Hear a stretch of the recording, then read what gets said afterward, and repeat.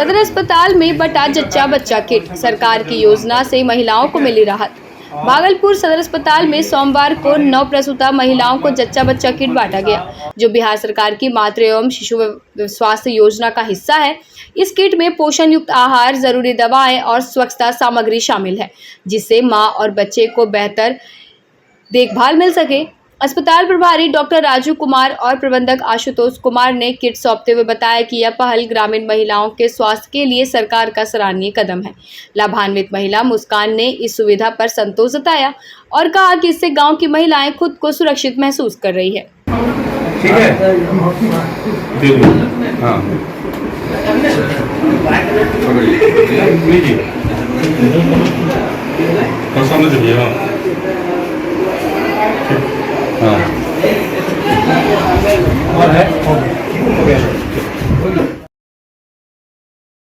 जमीन विवाद पर मासूम पर चली गोली, 7 साल की बच्ची आईसीयू में भर्ती। भागलपुर के माजीपुर गांव में इंसानियत को शर्मसार कर देने वाली घटना सामने आई है, जहां पारिवारिक रंजिश का शिकार बनी एक 7 साल की मासूम बच्ची रुखसार, जो अपने घर के पास खेल रही थी, तभी जमीन विवाद के चलते चली गोली उसके पैर में जा लगी। बच्ची को गंभीर हालत में मायागंज अस्पताल में भर्ती कराया गया। परिजनों का आरोप है कि आरोपी कामिल ने बच्ची के पिता को मारने की नीयत से गोली चलाई, लेकिन मासूम घायल हो गई। गोली मारा तो हमने मारने आया था सर, समझे ना, तो हमको तो लगा नहीं, ये खेल रही थी, अंधेरा रास्ता था, उसको मार के चला गया। तो क्या था उसमें? सिर्फ कामिल था। क्या करता है? क्या करता है कामिल? कामिल प्लॉटिंग करता है जमीन का, और हम लोग का रास्ता घर पैक कर दिया। आप लोग चलिए, आप लोग से निवेदन है, हाथ जोड़ कर करके, पैर पकड़ कर करके वो लोग किस तरीके से हम लोग को घर में एकदम बिल्कुल पैक कर दिया है, मतलब आने जाने का कोई रास्ता नहीं। ये कहता है यहाँ से उजाड़ ही देंगे। किस थाने का? लोधीपुर। अच्छा, कामिल के पिता का नाम क्या है? कत्खन। घर? माछीपुर। आपका नाम? मेरा मोहम्मद छोटू। मोहम्मद छोटू। ये आपकी कौन है? बेटी है। तो कैसे, कितने बजे लगभग घटना हुआ? 7 बजे के आसपास अंधेरा होगा। आप कहाँ थे? हम थोड़ा दूर में थे, क्वार्टर है, और ये लोग खेल रहे थे। अच्छा, तो वहीं से सीमाना लगाया हमरे पे, तो बचिया थी, मतलब छुप के बैठा हुआ था, तो ये जो लगा गोली बिल्कुल ऐसे तिरछा लगा उसको। अच्छा, कमर में लगा। बिना सुविधा कैसे जिएंगे लोग? भागलपुर में विधायक अजीत शर्मा का वार्ड भ्रमण। भागलपुर में मूलभूत सुविधाओं के अभाव को लेकर जनता की शिकायतों पर प्रत्यायुक्त विधान समिति के सभापति एवं स्थानीय विधायक अजीत शर्मा ने आज कई वार्डों का दौरा किया। जर्जर शहरी आवास, टूटी सड़कें और अधूरे वाटर ट्रीटमेंट प्लांट को देखकर विधायक ने अधिकारियों को फटकार लगाई और तत्काल सुधार के निर्देश दिए। बरारी मुसहरी में प्लास्टर गिरने की घटना ने हालत को गंभीरता उजागर किया। स्मार्ट सिटी और बुडको की लापरवाही पर सवाल खड़े किए, और अब जनता को इंतजार है वादों का, बातों का नहीं। बहुत स्थिति खराब है, गंभीर है। जो पहले भी मकान है वो भी जर्जर है, उससे छत टूटता है, बच्चे का पैर में चोट लगती है, हड्डी टूटता है। और अभी जो आया है ये पानी की समस्या जो पूरे शहर में है, ये लोग का सब स्ट्रक्चर तैयार है, लेकिन लोग को पानी ही नहीं मिल रहा है। ये कहते हैं लैंड एक्विजिशन का कुछ प्रॉब्लम है। अगर ये इन्होंने जुलाई तक कहा है कि चालू करेंगे, लेकिन मुझे नहीं लगता जिस तरह से ये काम कर रहे हैं ये जुलाई तक भी चालू हो पाएगा। ये आज 14 वर्षों से ये काम चल रहा है, लेकिन आज तक ये लोग कर नहीं पाए।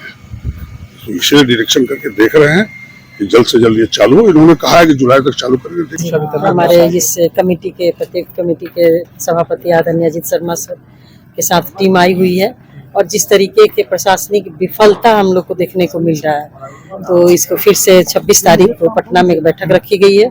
उसमें अधिकारियों को बुलाया जाएगा, और जो भी कार्रवाई होगी, जो कार्रवाई होना चाहिए जिससे कि लोगों को पानी मिल सके, खासतौर से दलित समाज के लोगों के घर तक जल का पाइप नहीं पहुंचा है, रोड कटा हुआ है, उसका रिपेयर नहीं हुआ। तो ऐसा लग रहा है कि प्रशासनिक स्तर से बहुत शिथिलता बरती जा रही है। इन पे जो उचित कार्रवाई होगी हम लोग करेंगे। 25,000 के इनामी बिट्टू यादव की गिरफ्तारी। नवगछिया पुलिस की बड़ी सफलता। नवगछिया पुलिस ने अपराध के नेटवर्क को करारा झटका देते हुए हत्या, अपहरण और आर्म्स एक्ट जैसे संगीन मामलों में फरार चल रहे 25,000 के इनामी कुख्यात अपराधी बिट्टू यादव को आखिरकार दबोच लिया। गुप्त सूचना के आधार पर मधुपुर जहान घाट से हुई इस गिरफ्तारी में पुलिस ने उसके पास से देसी पिस्तौल, 2 जिंदा कारतूस, बाइक और मोबाइल भी बरामद किया। आरोपी पर नवगछिया सहित कई थानों में आधा दर्जन से अधिक मामले दर्ज हैं। नवगछिया एसपी के निर्देश पर गठित विशेष टीम की यह कार्रवाई कानून व्यवस्था के लिए बड़ी उपलब्धि मानी जा रही है। नवगछिया पुलिस जिला अंतर्गत 25,000 रुपये का इनामी जो हत्या, अपहरण, आर्म्स एक्ट के करीब आधा दर्जन कांड में फरारी था, जो अंतर जिला अपराधी था, कुख्यात बिट्टू यादव, और इसे भवानीपुर थाना और एसटीएफ के द्वारा संयुक्त छापेमारी के दौरान उसकी गिरफ्तारी की गई, जो भवानीपुर थाना क्षेत्र में जहाज घाट से, और उसके पास एक देसी पिस्टल जिसके मैगजीन में 2 जिंदा गोली थी, और मोटरसाइकिल एक और मोबाइल की बरामदगी की गई। और इसके आपराधिक इतिहास है, जो नवगछिया थाना कांड संख्या में भी वांटेड है, अपहरण के केस में, सहरसा जिला के केस में भी, और खगड़िया जिले के केस में भी ये वांछित रहा है, और इसके पास से आर्म्स की बरामदगी हुई है।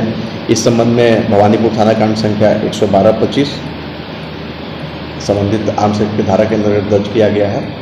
ये जैसे कि अनुसंधान में जानकारी हो रही है, ये कॉन्ट्रैक्ट किलर भी था, और कभी कभी 10 फल आने के लिए ये फायरिंग भी करता था, और ग्रामीण जुबान से और इसकी सूचना नहीं देते थे। ये पहले से काफ़ी ट्रेड था, और भवानीपुर थाना के टॉप 10 का ये सबसे टॉप 1 अपराधी था, और जिसकी गिरफ्तारी की गई है, और ये इनामी भी है, 25,000 का इनामी भी है। तादड़ कॉलेज को मिला ओपन जिम, परीक्षा हॉल की भी मिली सौगात। भागलपुर के तादड़ महाविद्यालय में 20 लाख की लागत से बने ओपन जिम का उद्घाटन बिहार विद्यान परिषद सदस्य डॉक्टर राजवर्धन आजाद ने किया। एनसीसी यूनिफॉर्म से सजी छात्राओं ने खास अंदाज में अतिथि का स्वागत किया। कार्यक्रम में कॉलेज के प्राचार्य प्रदीप कुमार सिंह ने परीक्षा हॉल की मांग रखी, जिसे मौके पर ही स्वीकृति मिल गई। इस नई सौगात से छात्रों में उत्साह का माहौल है।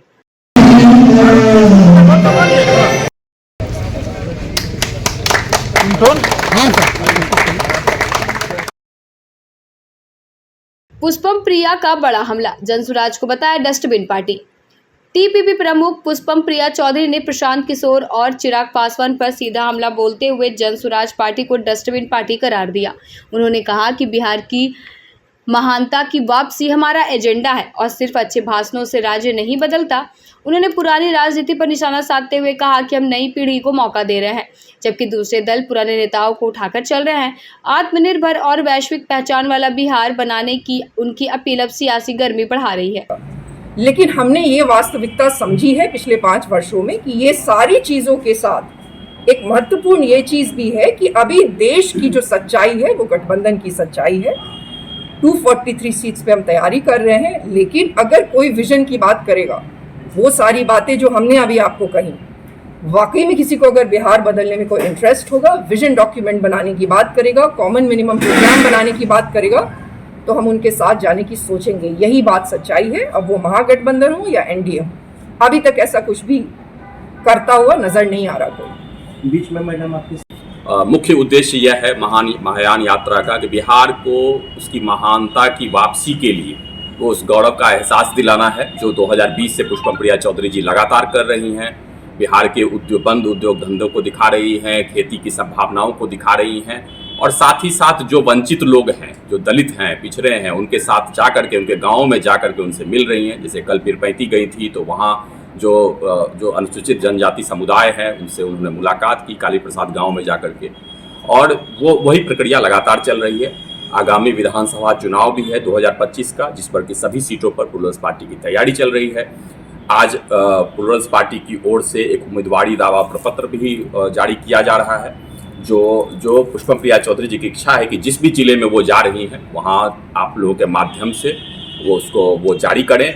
और जैसे भागलपुर में 7 विधानसभा क्षेत्र हैं, तो सभी विधानसभा क्षेत्रों पर हमारे प्रत्याशी हों, हमारे अच्छे प्रत्याशी हों, जिस पर कि कोई अपराध का मुकदमा नहीं हो और पढ़े लिखे हों, जनता से जुड़े हुए हों।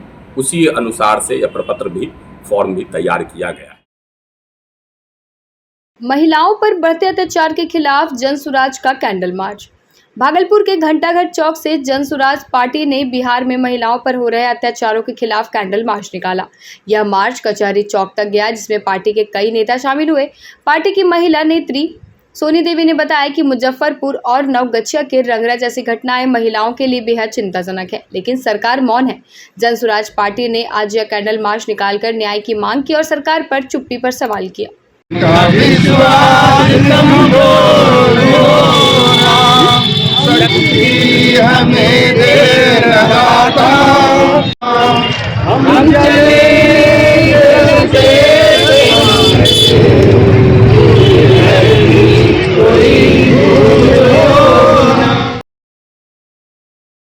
नर्सिंग होम की लापरवाही से त्रस्त कॉलोनी वासी आमरण अनशन पर उतरे। भागलपुर के तिलका मांझी इलाके में मधुश्री कॉलोनी में एक निजी नर्सिंग होम की लापरवाही ने लोगों को इस कदर परेशान कर दिया कि अब वे आमरण अनशन पर बैठने को मजबूर हो गए।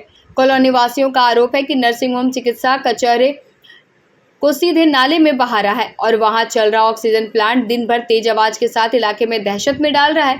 तंग गलियों वाले इस क्षेत्र में सिलेंडर ब्लास्ट जैसी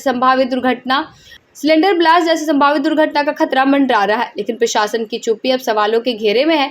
कॉलोनी के जवाहरलाल मिश्रा के नेतृत्व में शुरू हुए इस अनशन ने लोगों की उम्मीदें प्रशासनिक जागरूकता पर टिकी है। इसमें खतरा है, देखिए मेन खतरा है जो है इन्फेक्शन वाला बात तो हम बाद में बोलेंगे। पहले खतरा है ऑक्सीजन प्लांट से। ऑक्सीजन प्लांट यहाँ दिन भर रात भर चलते रहता है। बच्चा सब गली में कहीं खेलने का जगह नहीं है, तो यहीं पे छोटा छोटा बच्चा सब खेलते रहता है और जो है हम लोग छोड़ देते बच्चा को खेलने के लिए। अगर किसी भी समय कुछ हो जाएगा तो यहाँ कोई बचने का कोई रास्ता है नहीं, क्योंकि गली एक साइड में बंद है, एक साइड में ओपन है।